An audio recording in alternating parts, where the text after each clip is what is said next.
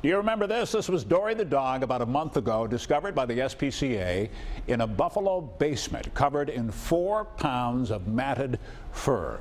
Well, that dark day for Dori actually was the first day of what turns out to be a very happy ending. Today, she looks like a brand new dog, and she has a new home, too. Here's our man, Mike Randall. They're calling Dori a miracle. It took a while for her to allow us to handle her. When the little dog arrived at the SPCA of Erie County last month, Bethany Clock took pictures. She almost fainted when she first saw Dori. I didn't even know that she was alive when I first saw her.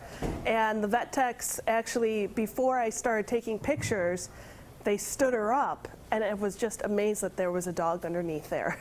The vet techs worked to remove the matted hair, and now, for the past month, Dori has been working with behavior specialist Barbara Frazier. And she has improved dramatically. I could never have handled her like this the first couple of weeks. Dori made such great strides in Barbara's care, it was time for her to go to a forever home. Sally Schrett of Tonawanda was happy about that. She's Dori's new owner. Today's the first day I saw her. Oh, gosh. I did see her on TV. And it was love at first sight for both of them. And here's that moment when Sally actually held Dori for the first time.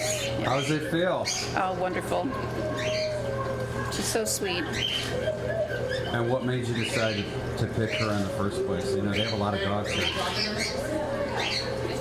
The story really touched my heart about this dog. Dori gained a lot of attention over the last month. Gifts have been pouring in from around the country. This is like an ornament. It says, "To Dori from Jen and Karen." But then the greatest gift of all for this little girl is to finally have someone to take good care of her. Her whole story was traumatic, and now she can be a happy dog again. In Tonawanda, Mike Randall, 7 Eyewitness News.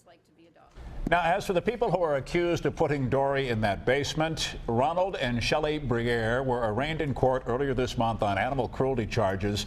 There are other pets in the Briere home, but the SPCA is allowing them to keep those pets because they have been deemed too aggressive to bring them to the shelter. The Brieres will be back in court next month.